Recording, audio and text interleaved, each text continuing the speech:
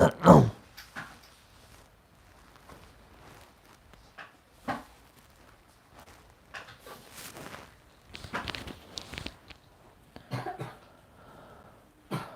next question of exercise 9.3 is question number 2. Question number 2 क्या है? A chord of a circle is equal to the radius of the circle. Question में क्या कहा जा रहा है आपको? A chord of a circle is equal to the radius of the circle. भैया एक सर्कल है जिसकी जो chord है वो उसके रेडियस के इक्वल है, जिसकी जो chord है वो उसके रेडियस के क्या है? इक्वल है. तो find the angle subtended by the chord. तो आपको क्या कहा जा रहा है? Find the angle subtended by the chord at a point on the minor arc and also at a point on the major arc. And also at a point on the major arc. अब इसके लिए again हमें क्या करना होगा? एक circle बनाना होगा. First of all, let us draw a circle.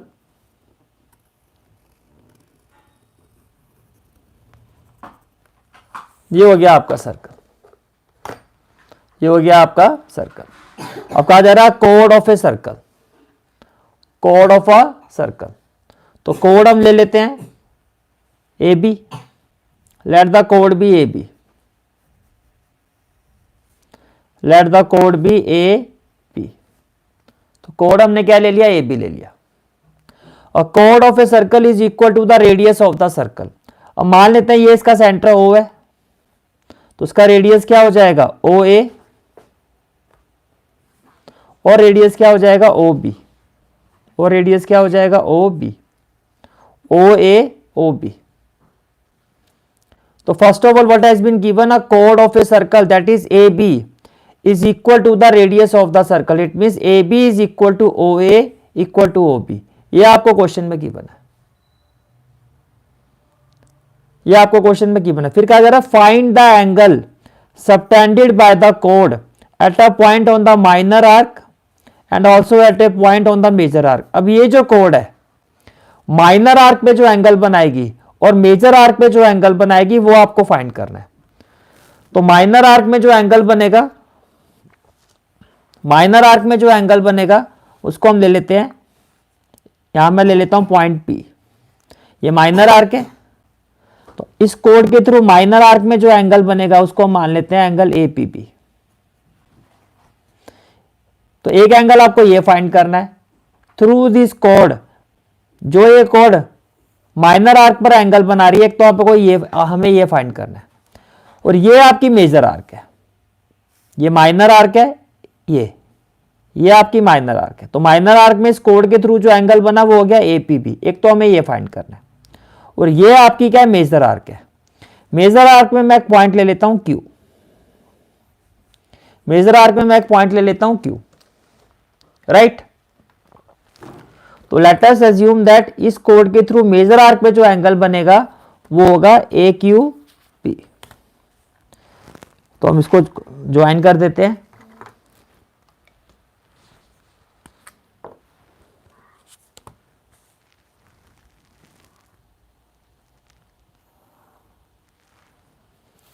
Major arc पे जो एंगल होगा इसको हम मान लेते हैं ए क्यू पी.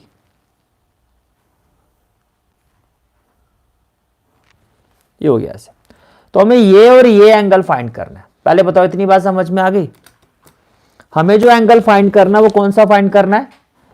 इस chord के थ्रू माइनर आर्क पे जो एंगल बना है ए पी बी, एक तो ये फाइंड करना है. और इस chord के थ्रू मेजर आर्क पे जो एंगल बना है ए क्यू बी, एक हमें ये फाइंड करना है. बोलो भाई, इतनी बात क्लियर होगी? ठीक है. तो first of all we will write down the given what has been given in this question. Given क्या है? chord is equal to the radius of the circle. तो क्या हो जाएगा? O A equal to O B equal to A B. ये आपको given है. अब देखो दैट इज, इसका मतलब क्या हो गया? Which implies triangle O A B, which implies triangle O A B is an equilateral triangle. क्या मैं ये बोल सकता हूं भैया? ओ ए इस ट्राइंगल की तीनों साइड इक्वल हैं, तो इसका मतलब ट्राइंगल ओ ए बी क्या हो गया, इक्विलेटरल ट्राइंगल हो गया। और जैसे ये इक्विलेटरल ट्राइंगल हुआ, that is angle A O B कितना हो जाएगा, that is angle A O B. Equilateral triangle के सभी एंगल आपके 60 डिग्री होते हैं, तो कैन आई से दैट ये जो एंगल आपका 60 डिग्री हो जाएगा। Can I say that angle A O B जो है आपका 60 डिग्री हो जाएगा, ठीक है। That is angle A O B is equal to 60 degree. That is ना लिखे, ऐसे लिखो विच इम्प्लाइज, भैया ये इक्विलेटरल ट्राइंगल है तो ये जो एंगल है वो 60 डिग्री हो जाएगा। अब हमें फाइंड करना है एंगल ए पी बी और angle A Q B. That's what we have to find. Is it clear? ठीक है, अब देखो, can I say that angle A O B, can I say that angle A O B क्या, now angle A O B, ये जो angle आपका angle A O B is equal to twice of angle A Q B. भैया ये वाला जो angle है, देखो इस आर्क के थ्रू सेंटर पे जो एंगल बन रहा है with respect to this arc, ये देखो वो है ए ओ बी, और इसी आर्क के through remaining part of circle में जो एंगल बना है वो है ए क्यू बी। इसका मतलब ये एंगल जो है वो इसका डबल होगा। इसको आप ले लो एंगल 1, इसी तरह से इसको हम ले लेते हैं एंगल 2। तो कहना है say that angle A O B जो है वो ट्वाइस ऑफ एंगल 1 होगा, ये ट्वाइस ऑफ एंगल 1 होगा। तो आपने लिखा angle A O B equal to twice of angle 1। Why, वही सेम रीजन लिखोगे, क्या, एंगल सबटेंडेड। रीजन क्या होगा, angle subtended by an arc, angle subtended by an arc at the center of circle, angle subtended by an arc at the center of circle, at the center of circle is twice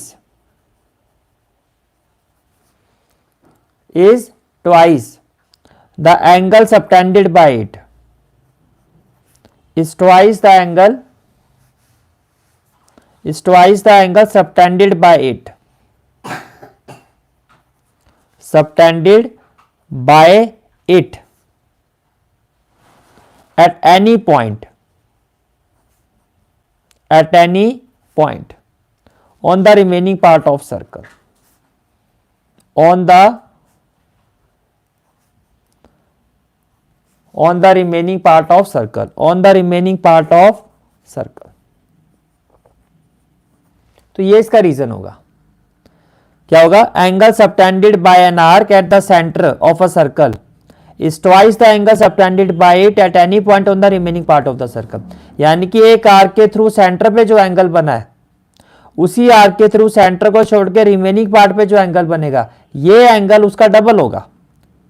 that is why we said that angle A O B, ये जो centre में angle आया है ये double होगा इस angle के, twice of angle 1। अब एंगल ए ओ बी की वैल्यू क्या, 60 डिग्री, यहां 60 डिग्री रखो, which implies 60 degree is equal to क्या होगा, ट्वाइस ऑफ एंगल 1। तो एंगल 1 की वैल्यू क्या हो जाएगी, इसको 2 से डिवाइड कर दो, तो एंगल 1 इक्वल टू क्या हो जाएगा, 30 डिग्री। जैसे एंगल 1 30 आ गया, इसका मतलब क्या आ गया, that is angle A Q B ये हमारा 30 होगा। ये जो एंगल है ये हमारा कितना आ गया, 30 डिग्री।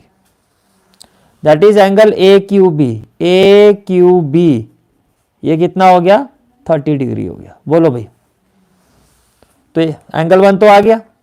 अब हमें फाइंड करना है ये angle 2। Now we have to find this angle 2। अब देखो ये एंगल 60 है तो बाकी का ये एंगल कितना होगा। अगर ये एंगल 60 है तो बाकी का जो रिमेनिंग एंगल है यानी कि रिफ्लेक्स ऑफ दिस एंगल वो ये होगा। Can I say that now reflex of angle A O B, मैंने क्या कहा, now reflex of now reflex of angle A O B will be equal to, ये किसके इक्वल होगा? देखो ये एक पॉइंट है और ये पूरा सर्कल 360 डिग्री का होता है, तो 360 में से 60 वाला पार्ट माइनस कर दो तो बाकी का ये आ जाएगा। तो ये क्या होगा? 360 डिग्री, ये पूरा होता है 360, 360 डिग्री माइनस, यानी कि इस एंगल का जो रिफ्लेक्स होगा वो क्या होगा? किसी भी एंगल का जो रिफ्लेक्स होता है वो कैसे निकाला जाता है? 360 डिग्री से उस एंगल की वैल्यू को माइनस कर दो, तो ये हो जाएगा 360 degree minus angle A O B. अब एंगल ए ओ बी की जो नॉर्मल वैल्यू है वो 60 डिग्री है, तो इसमें से 60 डिग्री माइनस कर दो तो ये आ जाएगा आपका 300 डिग्री।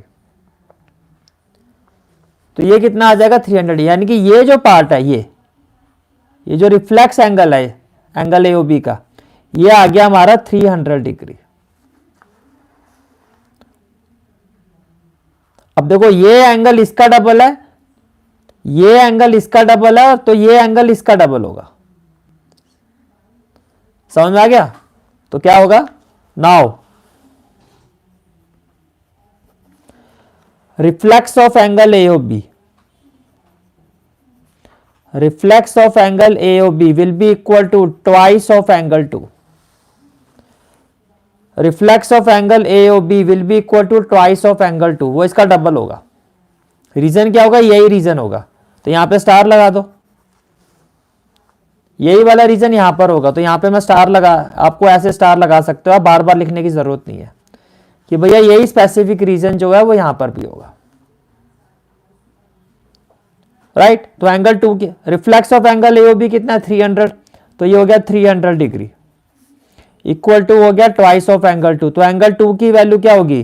300/2, ये हो गया 150 डिग्री। और एंगल 2 क्या है आपका? Angle APB, that is angle APB is equal to 150 degree. And this is the final answer of this question. This is the final answer of this question. बोलो भाई, क्लियर हो गया यहां तक? ठीक है, this is the final answer of this question.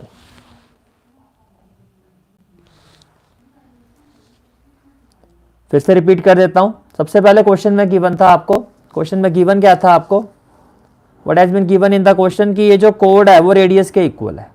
इससे ये प्रूफ हो गया कि ये एक इक्विलेटरल ट्राइंगल है, और अगर इक्विलेटरल ट्राइंगल है तो इसके सारे एंगल 60 होंगे, तो ये वाला एंगल हमने 60 ले लिया। अब हमें एंगल 1 और एंगल 2 फाइंड करना था। अगर सेंटर पे एंगल इस कोड के थ्रू 60 है तो ये एंगल इसका डबल होगा, तो एंगल 1 हो गया 30। इसी तरह से ये जो रिफ्लेक्स एंगल है ये इसका डबल होगा, सेम रीजन। तो ये 300 है तो ये कितना होगा? 150 डिग्री।